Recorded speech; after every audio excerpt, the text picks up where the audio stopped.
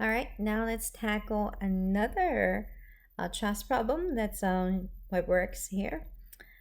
Um, Given us a truss here and also the force 4.1 kips, which means 4,100 pounds, right? One kip, 1,000 pounds.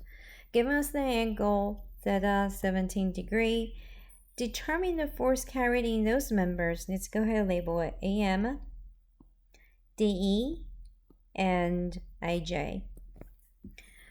Then how do we go ahead and solve that?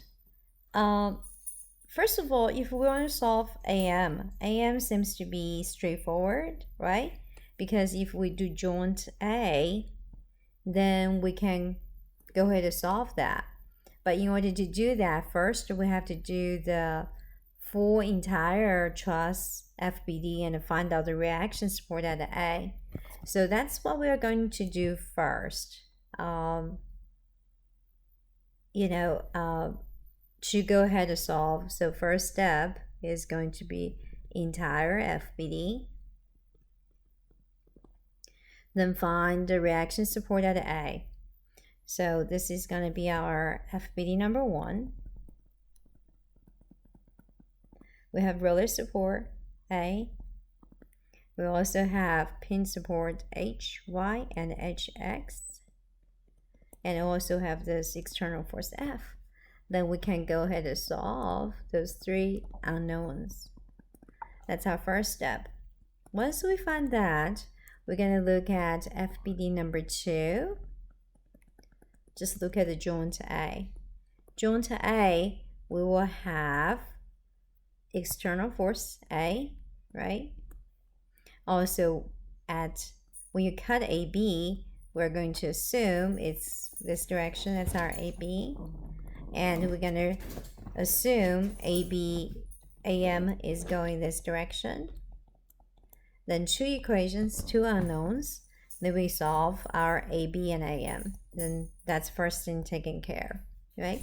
That's our strategy. Now let's think about how do you find the DE? How do we find DE? Now, you could potentially just say, okay, I'm going to make this cut, and then I can find I cut 3 members, I have 3 equations, I can solve it. But actually, hold on that thought just a second. Thinking about zero force member, let's see if there's any zero force member here first. Let's see. This is certainly a zero force member, CL, right? CL is a zero force member. Now let's look at other ones. EJ is zero force member. And what else do we? Okay, BM actually is zero force member. If BM is zero force member, BL is a zero force member as well, because AB and BC come as a line pinned at B, and the BM is 0, and so BL is considered the only member comes in at B. So BL is a zero force member. Then now if that is zero force member, all of those, DL will be zero force member as well, right? Because ML and KL come to pin at L. Then since BL and CL is zero force member, DL have to be zero force member. Knowing that, now we're going to find more and more zero force member. This one is DK. Why? Because CD and DE comes at joint at D, and the DL is a zero force member, so DK is considered as only member comes at D. That's a zero force member. Oh my gosh, you're going to continue to see how about GI is also zero force member. If that's zero force member, EI is zero force member, and EK is zero force member. So what do you notice for this particular truss with this particular load? All the internal structure is zero force member, right? If they are all zero force member, what can we get from that? So let's think about it. I mean, if you were trying to circle like a joint B out, since everything is zero force member, what do you notice? AB is going to be equal to BC, right? Because you think about B is here, and A and C, and And I don't need to worry about BM or BL here anymore because that's zero force member. So AB and BC have to be equal. And the same thing here, BC and CD have to be equal. CD, DE, EG, all those will be the same. So if we were trying to solve DE, essentially DE is going to be equal to what? AB. And we already found AB here in the first step. Okay.